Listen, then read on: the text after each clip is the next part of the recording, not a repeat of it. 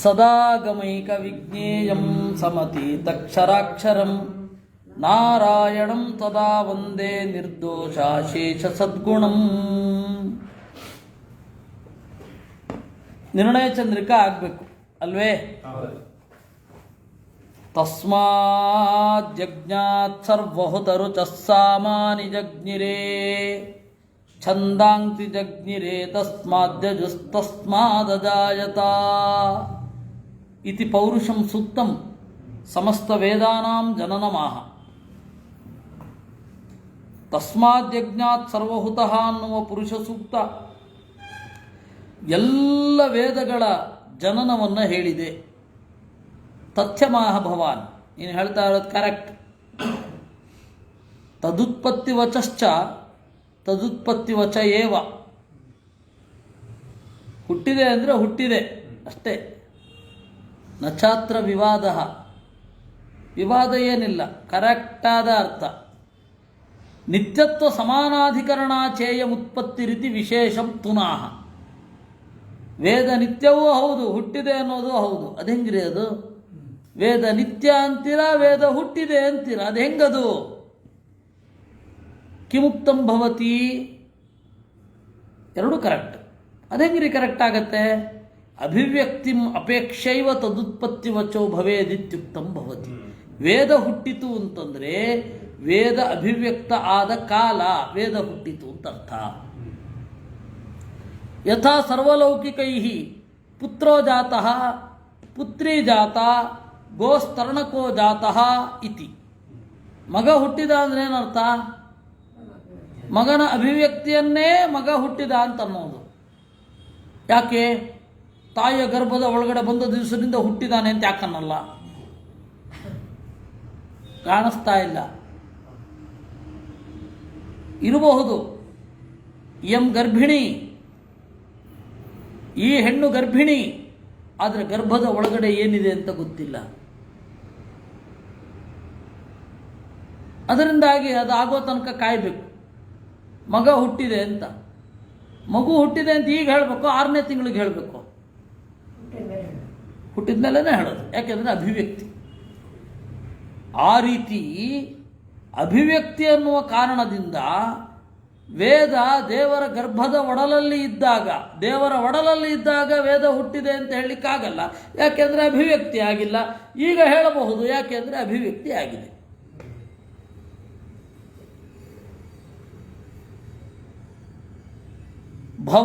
ಭಗವತ್ಕೃತಾನಿ ಪುರಾಣಾನಿ ತದರ್ಥಾನಿ. ಅದಕ್ಕೆ ಆಚಾರ್ಯರು ಹೇಳಿದ್ದು ಚೇತನಸ್ಯ ಜರಿರ್ ಯದ್ವತ್. ಜೀವ ಹುಟ್ಟಿದ, ಜೀವ ಅನಾದಿ, ಈ ದೇಹ ಬಿಟ್ಟ ಮೇಲೂ ಇರ್ತಾನೆ, ಈ ದೇಹ ಉಂಟಾಗೋದಕ್ಕಿಂತ ಮೊದಲೂ ಇರ್ತಾನೆ. ಈ ಜೀವ ಅಭಿವ್ಯಕ್ತ ಆಗೋ ದೇಹದ ಮೂಲಕ. ಕೇವಲ ಆತ್ಮವನ್ನೇ ನೋಡ್ಲಿಕ್ಕಾಗತ್ತಾ ನಮಗೆ? ನಮಗೆ ಒಂದು ಕಾಲದ ಮಿತಿ ಇದೆ, ದೇಹಕ್ಕೆ ಇದೆ, ಈ ಬ್ರಹ್ಮಾಂಡಕ್ಕೆ ಇದೆ. ಅದರಿಂದಾಗಿ ಬ್ರಹ್ಮಾಂಡದಲ್ಲಿ ಮೊದಲು ಈ ವೇದವನ್ನು ಕಂಡವನನ್ನು, ಈ ವೇದದ ಅಭಿಮಾನಿ ಹುಟ್ಟಿದ್ದನ್ನು ನಾವು ಆ ರೀತಿ ಹೇಳ್ತೇವೆ. ಭಗವತ್ಕೃತಾನಿ ಪುರಾಣಾನಿ ತದರ್ಥಾನಿ. ಸರಿ, ಪುರಾಣಕ್ಕೂ ವೇದಕ್ಕೂ ಏನು ಡಿಫ್ರೆನ್ಸು? ವೇದ ಹುಟ್ಟಲ್ಲ, ಪುರಾಣ ಹುಟ್ಟತ್ತೆ. ಅದು ಹೆಂಗೆ? ಅದು ದೇವ್ರ ತಲೆನಲ್ಲಿ ಇದೆಯೋ ಇಲ್ವೋ? ದೇವರು ಮಾಡಿರೋದು. ಹೌದಪ್ಪ. ಸತ್ಯ ಸ ಏವ ಪೂರ್ವಕಲ್ಪೀಯ ಏವಾರ್ಥೋ ಯೇಷಾಂ ತಾನಿ ಅರ್ಥತೋ ನ ವಿಶೇಷಃ. ಪುರಾಣಕ್ಕೂ ಕೂಡ ಒಂದೇ ಥರನಾದ ಅರ್ಥ ಇರುತ್ತೆ. ದೇವರೇ ಸರ್ವೋತ್ತಮ.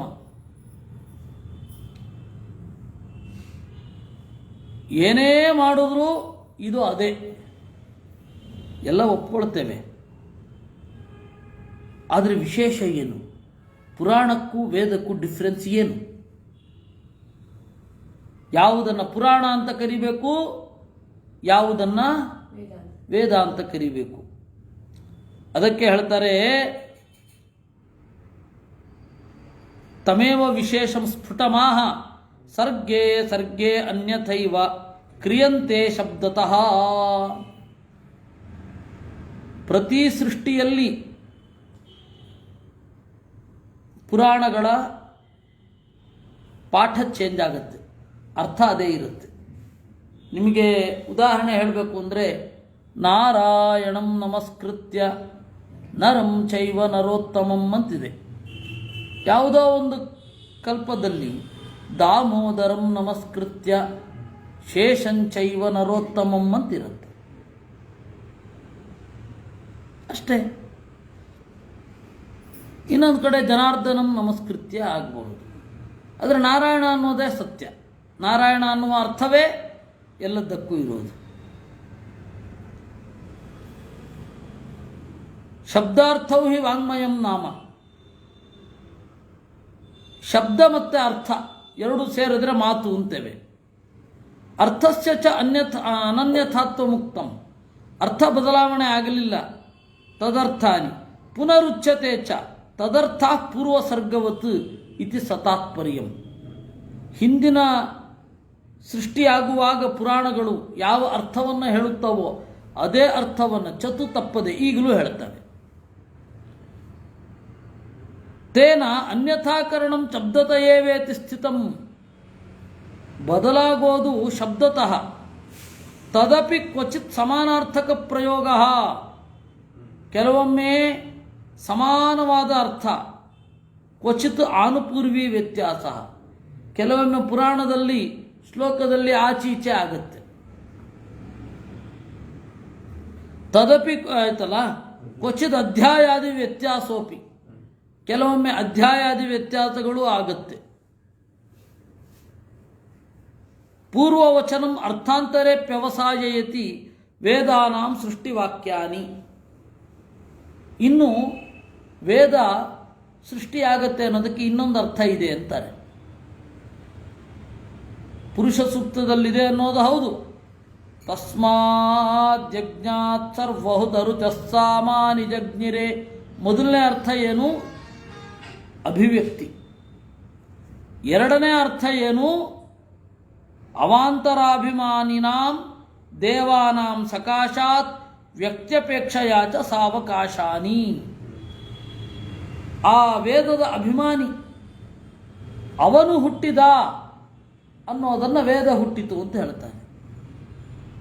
ಹಾಗೆ ಆಕಾಶ ಯಾವಾಗ ಸೃಷ್ಟಿಯಾಯಿತು? ಒಂದು ಬೌಂಡ್ರಿ ಕ್ರಿಯೇಟ್ ಆಗಿ ಸೃಷ್ಟಿಯಾಯಿತು. ಪಾಕಿಸ್ತಾನದ ಆಕಾಶ ಯಾವಾಗ ಸೃಷ್ಟಿಯಾಯಿತು? ಪಾರ್ಟಿಷನ್ ಆದಮೇಲೆ ಸೃಷ್ಟಿಯಾಯಿತು. ಮೊದಲೇ ಇತ್ತು, ಅದಕ್ಕೊಂದು ಮಿತಿ ಬಂದಿತ್ತು. ಹಾಗೆ ವೇದ ಮೊದಲೇ ಇತ್ತು, ಆದರೆ ಅದಕ್ಕೊಂದು ಮಿತಿ ಬಂತು.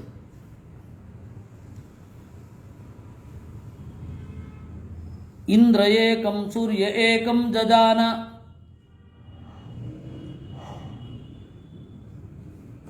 ಇಂದ್ರ ಒಂದನ್ನು ಹುಟ್ಟಿಸಿದ, ಋಗ್ವೇದವನ್ನು.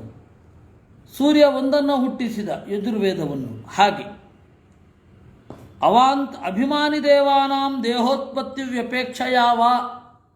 ಅಭಿಮಾನಿ ದೇವತೆಗಳು ಅವರ ದೇಹ ಹುಟ್ಟಿತು ಅಂತ ಹೇಳಲಿಕ್ಕೆ ಈ ರೀತಿ ಹೇಳ್ತಾರೆ. ಅಭಿಮಾನಿ ವ್ಯಪದೇಶಸ್ತು ಇತಿ ಸ್ಮರಣಾತ್. ಅಭಿಮಾನಿ ವ್ಯಪದೇಶವನ್ನು ಇಟ್ಟುಕೊಂಡೇ ಎಲ್ಲ ಹೇಳೋದು. ಆಟೋ ಬಾಯಿಲಿ ಅಂತೀವಿ.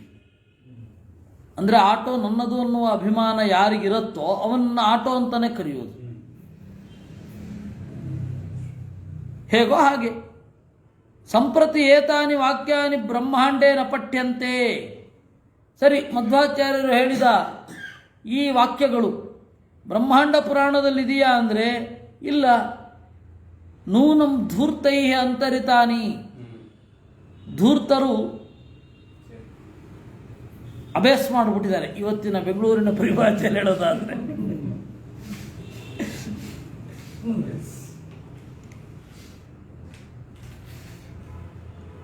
BGL ಸ್ವಾಮಿಯದ್ದು ತಮಿಳು ತಲೆಗಳ ನಡುವೆ ಅಂತ ಒಂದು ಪುಸ್ತಕ ಇದೆ. ಅದರಲ್ಲಿ ಮಂಗಮಾಯ ಕಲೆ ಅಂತ ಒಂದು ಪುಸ್ತಕ, ಒಂದು ಅಧ್ಯಾಯ. ಒಂದು ವಿಷಯ, ಕಾಲ್ಡ್ವೆಲ್ ಅಂತ ಹೇಳಿ ಒಬ್ಬ ಬ್ರಿಟಿಷ್ ಪಂಡಿತ. ಆ ಕಾಲ್ಡ್ವೆಲ್ ಅನ್ನುವ ಬ್ರಿಟಿಷ್ ಪಂಡಿತ ತಮಿಳು ಅತ್ಯಂತ ಹಳೆಯದು ಅಂತ ಹೇಳಿದಾನೆ. ಅವನು ಹೇಳಿದಾನೆ ಅಂದರೆ ಮುಗಿದಾಯ್ತು. ಇವ್ರು ಕುಣಿದದ್ದೇ. ನೋಡಿ, ಕಾಲ್ಡ್ವೆಲ್ ಪಂಡಿತನೇ ಹೇಳ್ಬಿಟ್ಟಿದ್ದಾನೆ. ಅಷ್ಟು ನಮ್ಮ ಜನರಿಗೆ ಇನ್ನೂ ಪ್ರಜ್ಞೆ ಇಲ್ಲ. ಅವನೇ ಹೇಳ್ಬಿಟ್ಟಿದ್ದಾನೆ ಅತ್ಯಂತ ಪ್ರಾಚೀನ ಅಂತ, ಅವನೇ ಹೇಳ್ಬಿಟ್ಟಿದ್ದಾನೆ ಅತ್ಯಂತ ಪ್ರಾಚೀನ ಅಂತ. BGL ಸ್ವಾಮಿ ಹೇಳಿದ್ರು, ಹೌದ್ರಿ ಹೇಳಿದಾನೆ, ಹೌದು 10ನೇ ಶತಮಾನದಲ್ಲಿ ತಮಿಳು ಹುಟ್ಟಿದೆ ಅಂತಲೂ ಹೇಳಿದ್ದಾನೆ.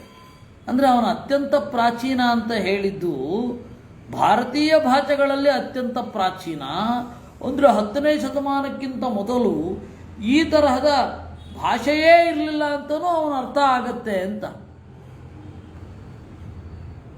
ಹೋ, ಹಾಗಾದ್ರೆ ನಾವು ಕಾಲ್ಡ್ವೆಲ್ಲನ್ನು ಒಪ್ಪಲ್ಲ ಅಂದ್ರಂತೆ. ಸರಿ, ಅಷ್ಟಕ್ಕೆ ಸುಮ್ಮನೆ ಇರ್ತಾರೆ ಅಂತ. ಇವನಿಗೆ ಇನ್ನೊಂದೇನೋ ರೆಫರೆನ್ಸ್ ಬೇಕಾಯಿತು. ಹೋಗಿ ಲೈಬ್ರರಿಯಲ್ಲಿ ನೋಡಿದ್ರೆ ಕಾಲ್ಡ್ವೆಲ್ಲನ ಪುಸ್ತಕ ಇದೆ. ಆ ಪೇಜನ್ನು ಯಾರೋ ಕತ್ತರಿಸ್ಕೊಂಡು ಹೋಗಿದ್ದಾರೆ. ಆಮೇಲೆ ಕಾಲ್ಡ್ವೆಲ್ದು ಹೊಸ ವರ್ಷನ್ ನೋಡಿದ್ರೆ ಅವನ ಪುಸ್ತಕದ್ದು ಆ ಚಾಪ್ಟರೇ ಇಲ್ಲ. ಹಳೇದು ಅಂತ ಮಾತ್ರ ಬೈಲೈನಲ್ಲಿಯೋ ಇಲ್ಲಿಯೋ ಹಾಕಿದ್ದಾರೆ. ಅಲ್ಲ, ಈ ಜನರಿಗೇನೆ ಈ ಪ್ರಜ್ಞೆ ಇರಬೇಕಾದ್ರೆ ಅವತ್ತು ಇವ್ರ ಅಪ್ಪಂದ್ರಿದ್ರು. ಮಧ್ವಾಚಾರ ಅಂಥವ್ರನ್ನೇ ಕುರಿತು ಹೇಳಿದ್ದು, ಕ್ವಚಿತ್ ಗ್ರಂಥಾನ್ನ ಪ್ರಕ್ಷಿಪಂತಿ ಕ್ವಚಿತ್ ಅಂತರಿತಾನಪಿ. ಕೆಲವೊಬ್ಬರು ಗ್ರಂಥವನ್ನು ಪ್ರಕ್ಷೇಪ ಮಾಡಿಬಿಡ್ತಾರೆ, ನಮಗೆ ಬೇಡ, ಇದು ನಮಗೆ ಬೇಕಾದದ್ದು ಇಲ್ಲಿಲ್ಲ ಅಂತ. ಅವ್ರಿಗೆ ಬೇಕಾದದ್ದನ್ನು ಬೇರೆಯವರಿಗೆ ಬೇಡವಾದದ್ದನ್ನು ತಂದು ತುರುಕ್ತಾರೆ. ಕುರಿಯು ಕ್ವಚಿತ್ತ ವ್ಯತ್ಯಾಸ ಮಾಡಿಬಿಡ್ತಾರೆ. ಪ್ರಮಾದಾತ್ ಕ್ವಚಿದನ್ಯಥ. ಆಮೇಲೆ ಅದು ಏನು ವಿಷಯ ಅಂತಲೇ ತಿಳ್ಕೊಳ್ಳದೆ ಕಮೆಂಟ್ ಮಾಡಿಬಿಡ್ತಾರೆ ಅಥವಾ ವಾದ ಮಾಡಿಬಿಡ್ತಾರೆ. ಕೆಲವೊಮ್ಮೆ ವ್ಯತ್ಯಾಸ ಮಾಡಿಬಿಡ್ತಾರೆ. ಅಲ್ಲಿ ಏನೋ ಇರುತ್ತೆ, ಇವರೇನೋ ಇಲ್ಲಿ ಚೇಂಜ್ ಮಾಡಿಬಿಡ್ತಾರೆ. ಕಷ್ಟ ಸಮಾಧಿ ದರ್ಶನ. ಅದರಲ್ಲಿ ಇವ್ರದ್ದು ಒಂದು ಕೊಡುಗೆ ಬೇರೆ. ಒಂದು ಸರ್ತಿ ಏನಾಯಿತು, ನಮ್ಮ ಗುರುಗಳದು ಆಗ ತಾನೇ ಮಹಾಭಾರತ ತಾತ್ಪರ್ಯ ಪ್ರಿಂಟ್ ಆಗಿತ್ತು. ಅದರಲ್ಲಿ ಯದ್ಯಪಿದಂ ನೂತ್ನಂ ಅಥಾಪಿ ಪ್ರತ್ನಂ ಅಂತ ಒಂದು ಪ್ರಯೋಗ ನಮ್ಮ ಗುರುಗಳದು ಸಂಸ್ಕೃತದಲ್ಲಿ. ವಸ್ತುತಃ ಇದು ಹೊಸದು ಯಾವುದಪ್ಪ ಅಂದರೆ ಅತ್ಯಂತ ಹಳೆಯದು. ಪ್ರತ್ನ ಅಂದರೆ ಹಳೆಯದು, ನೂತ್ನ ಅಂದರೆ ಹೊಸದು. ನೂತನ ಅಂತಲೂ ಹೇಳ್ತಾರೆ, ಪ್ರತನ ಅಂತಲೂ ಅಂತಾರೆ. ಒಬ್ಬ ತಗೊಂಡ, ಅಯ್ಯೋ ಪ್ರಿಂಟ್ ತಪ್ಪಾಗಿ ಹೋಗಿದೆ ಅಂದ. ಯಾಕೆ? ಪ್ರಯತ್ನ ಆಗಬೇಕಿತ್ತು ಅಂತ. ಹೌದಾ, ಹಾಗಾದರೆ ಅದನ್ನು ಕೂಡಿಸಿಬೋದು ಒಂದೇ. ಯತ್ನ ಪ್ರಯತ್ನ ಆಗತ್ತೆ ಹೀಗೆ ಮುಂದೆ. ಆಮೇಲೆ ಸ್ವಲ್ಪ ಇಲ್ಲ ಪುರಾತನ ನೂತನ ಅಂತ. ನಿನ್ನ ಅರ್ಥ ಕರೆಕ್ಟು, ಆದರೆ ನೂತನ ಅಂತಲೂ ಶಬ್ದ ಪ್ರಯೋಗ ಇದೆ. ಪ್ರತನ ಅಂತ ಹೇಗಿದೆಯೋ, ಪುರಾತನ ಅಂತ ಹೇಗಿದೆಯೋ ಹಾಗೆ ಪ್ರತ್ನ ಅಂತಲೂ ಇದೆ ಪ್ರಯೋಗ. ಅಂತ ಹೇಳಬೇಕಾಯ್ತು, ಇಲ್ಲಾಂದ್ರೆ ಅವರು ತಿದ್ದಿ ಕಳಿಸ್ಬಿಟ್ಟಿದ್ರು. ಆಮೇಲೆ ಬೈಗುಳಗಳು ಬೀಳೋದು. ಅಲ್ಲ, ಬೈಗುಳಗಳು ಬೀಳೋದು ಚಂದ, ಅದು ಬೇರೆ. ಅವ್ರು ಬೈಯೋದೇ ಒಂದು ಚಂದ. ಅದಕ್ಕಾಗಿ ಆದರೂ ತಪ್ಪು ಮಾಡಬೇಕು ಅಂತ ಅನ್ನಿಸ್ತಾ ಇತ್ತು. ಅಷ್ಟು ಚೆನ್ನಾಗಿ ಬೈಯೋರು. ಅದಲ್ಲ ಪ್ರಾಬ್ಲಮ್ಮು. ಸುಮ್ಮನೆ ಮೊದಲು ಅಷ್ಟೇ ಬೈತಾ ಇದ್ರು, ಆಮೇಲೆ ವಯೋಸಹಜವಾಗಿ ಬೈತಾ ಇರ್ತಿದ್ರು. ಆದರೆ ಇಷ್ಟು ಗೊತ್ತಿಲ್ಲದೆ ಇದು ಮಾಡ್ತಾರೆ ಅಂತ ಅದಕ್ಕೆ ಇಸ್ಕೊಂಡು ಅದನ್ನೆಲ್ಲ ಕಾಟ್ ಹಾಕಿ ಇಲ್ಲ ಅಂತ ಏನೋ ಮಾಡಿದ್ದಾಯ್ತು, ಅದು ಬೇರೆ. ಕೆಲವೊಮ್ಮೆ ಅಲ್ಲಿ ಏನಿದೆ ಅನ್ನೋದನ್ನು ತಿಳಿಯದೆ ಚೇಂಜ್ ಮಾಡಿಬಿಡ್ತಾನೆ. ನೋಡಿ, ನಾನು ಯಾವಾಗಲೂ ಒಂದು ಉದಾಹರಣೆ ಹೇಳ್ತಾ ಇರ್ತೀನಿ ಹಾಡಿನಲ್ಲಿ. ಆರ ರತ್ನವೋ ನೀನು ಆರ ನಿಧಾನಿ ಅಂತ. ಅದು ಎಲ್ಲಿಂದ ಅರ್ಥವೋ, ಆರ ನಿಧಿಯೋ ನೀ ಆಗಬೇಕಲ್ವೇ. ನಾಗಲೋಕದಲ್ಲಿ ನಾರಾಯಣ ಮಲಗ್ಯಾನೆ, ಬೇಗನೆ ತೊಟ್ಟಿಲ್ಲ ತೂಗೀರೆ. ನಾಗ ವೇಣಿಯರೆಲ್ಲ 4 ನೇಣ ಹಿಡಿದು, ಇವ್ರಿಗೆ ನೇಣು ಸರಿ ಹೋಗಲಿಲ್ಲ, ವೇಣು ಹಿಡಿದು ಅಂತ ಮಾಡ್ಬಿಟ್ಟು. ವೇಣು ಹಿಡಿದು ಕೊಳಲು ಹಿಡ್ಕೊಂಡು ತೂಗೋ ಹೇಗೆ, ಕಾಲಲ್ಲಿ ತೂಗಬೇಕಷ್ಟೆ. ಅಂದರೆ ಏನು ಅಂತ ನಾವು ಏನು ಚೇಂಜ್ ಮಾಡ್ತಾ ಇದ್ದೀವಿ ಅನ್ನೋದು ಅವ್ರಿಗೆ ಗೊತ್ತಿಲ್ಲ. ನಾವು ಚೇಂಜ್ ಮಾಡಿದ್ರೆ ಅದು ಸರಿ ಆಗತ್ತಾ ಸರಿ ಆಗಲ್ವಾ ಅನ್ನೋದು ಗೊತ್ತಿಲ್ಲದೆ ಚೇಂಜ್ ಮಾಡಿಬಿಡ್ತಾರೆ. ಇಂಥವ್ರನ್ನೇ ಕುರಿತು ಹೇಳಿದ್ರು ಪ್ರಮಾದಾತ್ ಕ್ವಚಿದನ್ಯಥ. ಹೀಗೆ 4 ತರಹ ಮೂಲವನ್ನು ತಿದ್ದು ಬಿಡ್ತಾರೆ, ಚೇಂಜ್ ಮಾಡಿಬಿಡ್ತಾರೆ.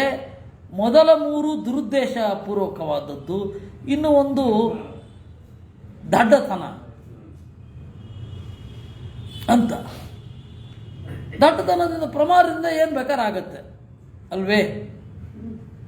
ಸಿಡಿಲ ಸನ್ಯಾಸಿ ಹೋಗಿ ಸಡಿಲ ಸನ್ಯಾಸಿ ಆಗೋದಿಲ್ಲ.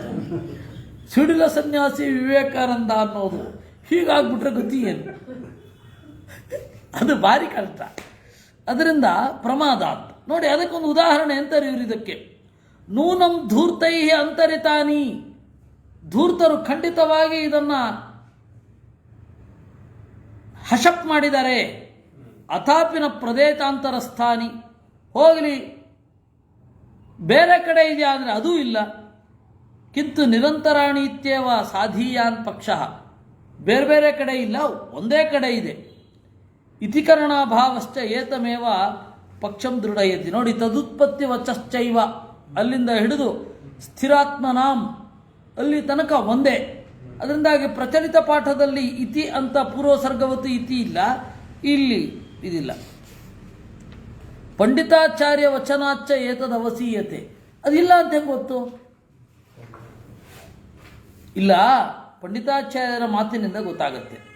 ಪ್ರಾಯೇಣ ದೃಷ್ಟಮೂಲ ಪಾಠಾಶ್ಚ ಸಾಕ್ಷಾತ್ ಭಗವತ್ಪಾದ ಶಿಷ್ಯಾ ನಹಿ ಸಿದ್ಧೇ ಅರ್ಥೇ ವಿಕಲ್ಪ ಸಂಭವತಿ.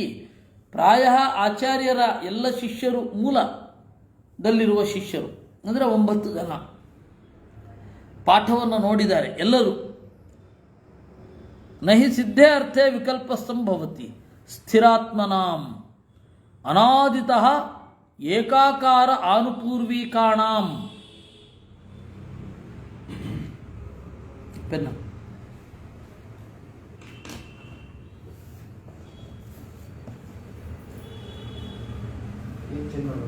ಇಲ್ಲ,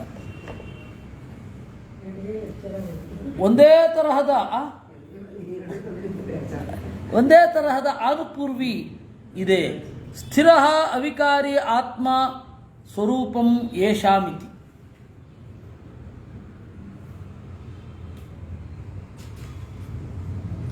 ಇಲ್ಲಿಗೆ ಟಿಪ್ಪಣಿ ಮುಗೀತು. ಇನ್ನು ಮುಂದೆ ನಾವು 34ನೇ ಪೇಜಿಗೆ ಹೋಗಬೇಕಿದೆ. 34ನೇ ಪೇಜಿನಲ್ಲಿ ಮೂಲವನ್ನು ನೋಡಬೇಕಿದೆ.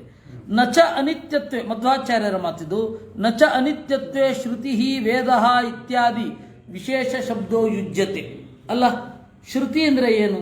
ಕೇವಲ ಕೇಳಿದ್ದು ಅಂತ. ಎಲ್ಲರ ಮಾತು ಯಾಕೆ ಶ್ರುತಿ ಅಲ್ಲ? ಕೇಳಿದ್ದೇವೆ. ನೀರು ತಗೊಂಡು ಬಾ, ಕೇಳಿದ್ದೇವೆ, ಯಾರೂ ಮಾಡಿಲ್ಲ, ಆದ್ದರಿಂದಾಗಿ ಅದನ್ನು ಶ್ರುತಿ ಅನ್ನಲಿಕ್ಕಾಗತ್ಯೆ? ಶ್ರುತಿ ಅಂದರೆ ಏನು? ಕೇಳಲ್ಪಟ್ಟದ್ದು. ಇದು ಬಹಳ ಸ್ಪೆಷಲ್. ಶ್ರುತಿ ಅಂದರೆ ಕೇಳಿದ್ದು ಮಾತ್ರ. ವೇದ ಅಂದರೆ ಸಿಕ್ಕಿದ್ದು ಮಾತ್ರ. ಸಿಕ್ಕಿದ್ದೆಲ್ಲ ವೇದ ಅಲ್ಲ, ಕೇಳಿದ್ದೆಲ್ಲ ಶ್ರುತಿ ಅಲ್ಲ. ದೇವರನ್ನ ಹೇಳಬೇಕಷ್ಟೇ. ವಿಶೇಷ ಶಬ್ದ ಇದು. ದೇವರನ್ನ, ದೇವರ ಬಗೆಗೆ ನಾವು ಕೇಳಿದೆವು, ಅದು ನಮಗೆ ಹೊಳೆಯಿತು, ಹೀಗಾಗಿ ಇದು ಶ್ರುತಿ. ಈ ಮೂಲ ಗ್ರಂಥ ಮೊದಲೇ ಇತ್ತು, ನಮಗೆ ಸಿಕ್ಕಿತು, ಅದರಿಂದಾಗಿ ವೇದ. ಮಾಡಿದ್ದಲ್ಲ. ಎಲ್ಲರಿಗೂ ಇದು ಸಿಕ್ಕಿತಷ್ಟೇ, ಯಾರೂ ಮಾಡಲಿಲ್ಲ. ಎಲ್ಲರೂ ಇದನ್ನು ಕೇಳಿದರಷ್ಟೇ, ಯಾರೂ ಕೂಡ ಬರೆಯಲಿಲ್ಲ. ಈ 2 ಉದ್ದೇಶ ಇಟ್ಟುಕೊಂಡು ಶ್ರುತಿ ವೇದ. ವೇದಾಸ್ತೆ ನಿತ್ಯವಿನ್ನತ್ವಾತ್ ಶ್ರುತಯಶ್ಚಾಖಿಲೈಶ್ರುತೇ ಆಮ್ನಾಯೋ ನನ್ಯಥಾ ಪಾಠಾತ್ ಈಶ ಬುದ್ಧಿಸ್ಥಿತಾ ಸದಾ ಇತಿ ಮಹಾವರಾಹೇ. ವೇದ ಯಾಕೆ? ಎಲ್ಲರಿಂದ ಪಡೆಯಲ್ಪಟ್ಟಿದೆ. ಎಲ್ಲರೂ ಇದನ್ನು ಪಡೆದಿದ್ದಾರೆ, ಯಾರೂ ರಚನೆ ಮಾಡಿದವರಿಲ್ಲ. ಎಲ್ಲರೂ ಕೇಳಿದ್ದಾರೆ. ಅಖಿಲೈ ಶ್ರುತೇ ಶ್ರುತಯ ಆಮ್ನಾಯ ಅಂತಾರೆ. ಆಮ್ನಾಯ ಅನನ್ಯಥಾ ಪಾಠಾತ್, ಬೇರೆ ರೀತಿಯಾಗಿ ಯಾರು ಹೇಳೋದೇ ಇಲ್ಲ ಇದನ್ನು. ಯಾಕೆ? ದೇವರ ಬುದ್ಧಿಯಲ್ಲಿ ನೆಲೆಗೊಂಡಿದೆ. ಮನುಷ್ಯರ ಬುದ್ಧಿಯಲ್ಲಿ ನೆಲೆಗೊಂಡಿದ್ರೆ ಅದು ವ್ಯತ್ಯಾಸ ಆಗಿಬಿಡುತ್ತೆ. ಅವರು ಮಾಡಿದ ಪದ್ಯವೇ ಅವ್ರಿಗೆ ನೆನಪಿರೋದಿಲ್ಲ. ಆದರೆ ದೇವರ ಬುದ್ಧಿ ಹಾಗಲ್ಲ. ಅದು ಆರುಪೂರ್ವಿಯನ್ನೂ ಬಿಡದೇನೆ ಹೇಳುತ್ತೆ. ಅದರಿಂದಾಗಿ ವೇದದ ನಿತ್ಯತ್ವಕ್ಕೆ ಕಾರಣ ಏನು? ವೇದ ಯಾಕೆ ವಿಕಾರ ಆಗೋದಿಲ್ಲ ಅಂದರೆ ದೇವರ ಬುದ್ಧಿಯಲ್ಲಿ ನೆಲೆಗೊಂಡಿದೆ. ಆದ್ದರಿಂದ ಹೀಗೆ ವೇದದ ಬಗ್ಗೆ ಏನು ಹೇಳಿದ್ದಾರೆ? ಅನನ್ಯಥಾ ಪಾಠ.